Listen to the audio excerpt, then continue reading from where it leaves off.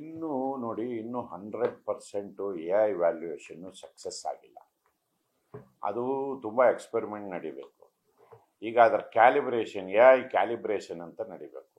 ನಾವು ಈಗಾಗಲೇ ವ್ಯಾಲ್ಯೂ ಆಗಿರೋ ಸ್ಕ್ರಿಪ್ಟ್ಗಳನ್ನ ಎ ಐ ಮನಲ್ಲಿ ಮಾಡಿ ಎ ಐ ವ್ಯಾಲ್ಯೂಯೇಷನ್ ಮಾಡಿದ್ರೆ ಏನಾಗುತ್ತೆ, ನಾವು ಮಾಡಿರೋ ವ್ಯಾಲ್ಯೂಯೇಷನ್ ಏನಾಗುತ್ತೆ ಅನ್ನೋದನ್ನು ಕಂಪೇರ್ ಮಾಡಿ ಭಾಳ ಟೆಸ್ಟ್ ಮಾಡಿ ಅದನ್ನು ನಾವು ತರೋಬೇಕು. ಅದಕ್ಕೆ ನಾವು ಸುಮಾರು ರಿಸರ್ಚ್ ಪ್ರಾಜೆಕ್ಟ್ಸ್ನ ಕೊಡೋಕ್ಕೆ ತೀರ್ಮಾನ ಮಾಡಿದ್ದೀವಿ.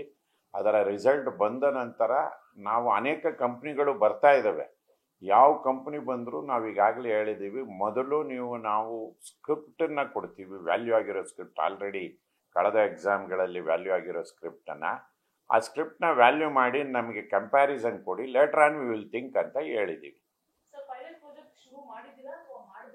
ಮಾಡಬೇಕು. ಕಂಪ್ನಿಗಳು ಮುಂದೆ ಬಂದಿದೆ, ನಾವು ಹೇಳಿದ್ಮೇಲೆ ಅವ್ರ ಪುನಃ ವಾಪಸ್ ಬರ್ತೀವಿ ಅಂತೇಳಿ ಇನ್ನೂ ಬಂದಿಲ್ಲ.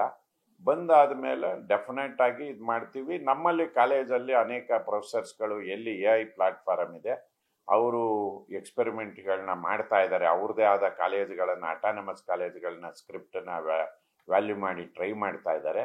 ಆ ರಿಸಲ್ಟ್ ಏನಾದ್ರು ಸಕ್ಸಸ್ ಆದರೆ ನಾವು ಅದನ್ನು ಇಂಪ್ಲಿಮೆಂಟೇಷನ್ಗೆ ಪಾರ್ಟ್ ಬೈ ಪಾರ್ಟ್ ತಗೋಬೋದು. ಇಲ್ಲಿವರೆಗೂ ನಮಗೆ ಯಾರೂ ಕೂಡ 100% ಸಕ್ಸಸ್ ಅಂತ ಹೇಳಿಲ್ಲ.